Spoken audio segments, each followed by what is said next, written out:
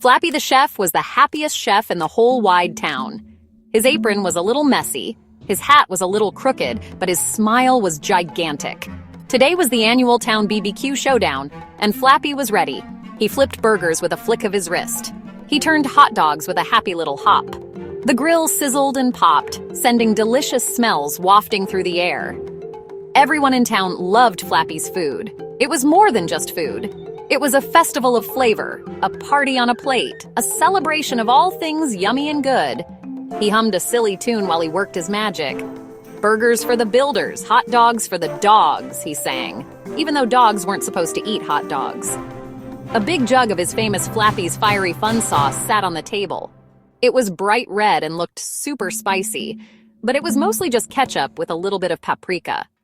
Flappy believed that the secret ingredient to any good BBQ wasn't the sauce or the spices. The secret ingredient was pure, unfiltered joy, and he had plenty of that to share with everyone who came to his stand. The whole town square was buzzing with excitement. Kids were running around with faces sticky from cotton candy. Parents were relaxing on picnic blankets, enjoying the sunny afternoon. Flappy's stand was the center of it all. A long line of hungry townspeople snaked around the corner, all waiting for a taste of his legendary BBQ. Flappy greeted every single person with a cheerful "Howdy doody." He knew that making people happy with his cooking was the best job in the entire world, and he wouldn't trade it for anything. He carefully arranged a platter of his famous alligator jerky on the very top shelf of his stand. It was his specialty, a crunchy, chewy treat that was surprisingly popular. He had spent all morning preparing it, making sure each piece was perfectly seasoned and dried. This jerky was his pride and joy, a testament to his creative cooking skills.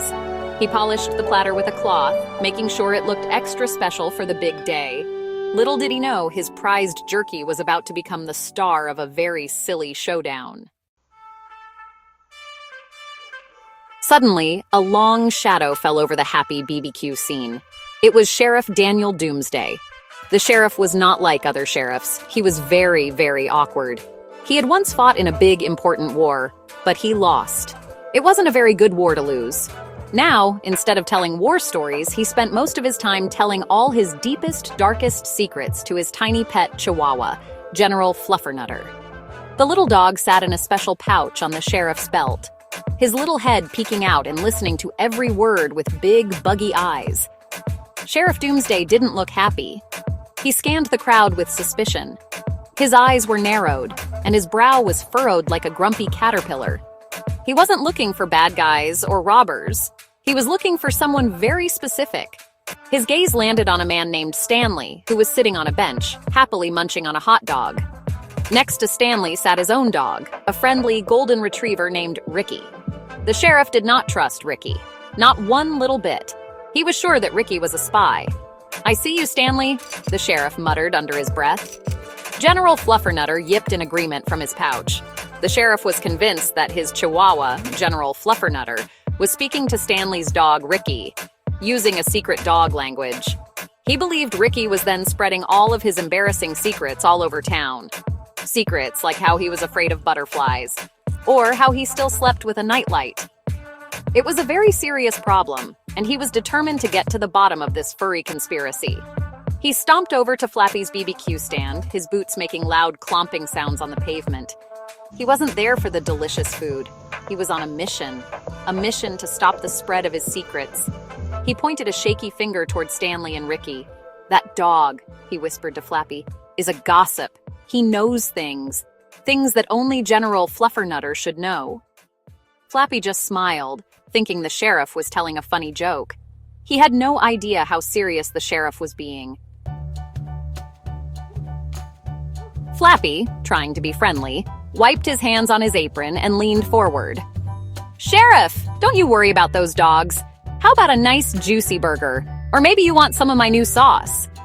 He pointed to a small, unlabeled bottle sitting innocently on the corner of his table. "It's a real secret recipe." But the sheriff wasn't interested in secret recipes. He was interested in secrets. Seeing the strange bottle, the sheriff's suspicious mind went into overdrive. He suddenly had a terrible, dramatic, and completely wrong idea. "Aha!" the sheriff boomed, pointing a finger at the small bottle. His voice was so loud that a few people dropped their corn on the cob in surprise. "I know your game, Flappy. You're not just a chef, you're a purveyor of poison." The crowd gasped. Flappy's giant smile faltered for a second. Poison? He looked at the bottle. It was just his extra-strength vinegar for cleaning the grill. He had forgotten to put a label on it. This was a very silly misunderstanding. "Poison?" Flappy squeaked, his chef hat wobbling on his head. But that's just for cleaning." The townspeople started to giggle. They knew Flappy. Flappy wouldn't even hurt a fly unless the fly was trying to land on his potato salad. The idea of him selling poison was the funniest thing they had heard all day. Old Man Herbert, who was 97, laughed so hard his false teeth nearly popped out. The situation was getting more and more ridiculous with every passing second. Sheriff Doomsday was not laughing. He felt very foolish. He had made a big, loud accusation, and now everyone was chuckling at him. He had to save face. He needed to turn the tables to make someone else look even sillier than he did. His eyes darted around Flappy's stand, looking for something, anything to use. His gaze traveled up to the very top shelf. And there it was. The platter of alligator jerky. A new, even more ridiculous idea popped into his head. "Oh, I see," the sheriff declared, trying to sound clever. He puffed out his chest and pointed dramatically at the top shelf. "You don't sell the poison in a bottle? No, you're much sneakier than that." He took a deep breath for dramatic effect. "You put the poison in the alligators." The crowd, which had been giggling, now erupted into full-blown laughter. The idea was absurd. Poisoning alligators and then turning them into jerky was a plan so complicated and silly it could only exist in a cartoon. Flappy looked up at his prized jerky, then back at the sheriff, and he started to laugh too. "Poison in the alligators!" Flappy howled, slapping his knee. "Sheriff, that's the best one I've heard all day! You should be a comedian!"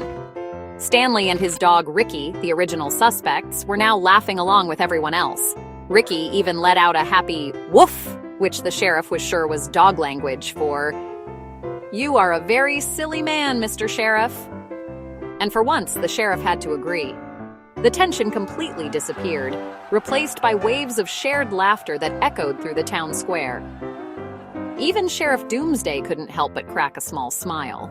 He realized how silly he had been. Maybe Ricky the dog wasn't a spy. Maybe his secrets were safe. And maybe, just maybe, he needed to relax and eat a good burger. The BBQ showdown had turned into a comedy show, and the sheriff was the unintentional star. It was a mix-up of epic proportions. In the end, Sheriff Doomsday put away his suspicions and accepted a burger from Flappy, with extra ketchup, no poison. He even gave a tiny piece to General Fluffernutter. The townspeople went back to their picnics, still chuckling about the alligator poison. The BBQ showdown was declared a huge success, not because of the food, but because of the funny story they would all tell for years to come. And Flappy knew, as he flipped another burger, that laughter truly was the best secret ingredient of all.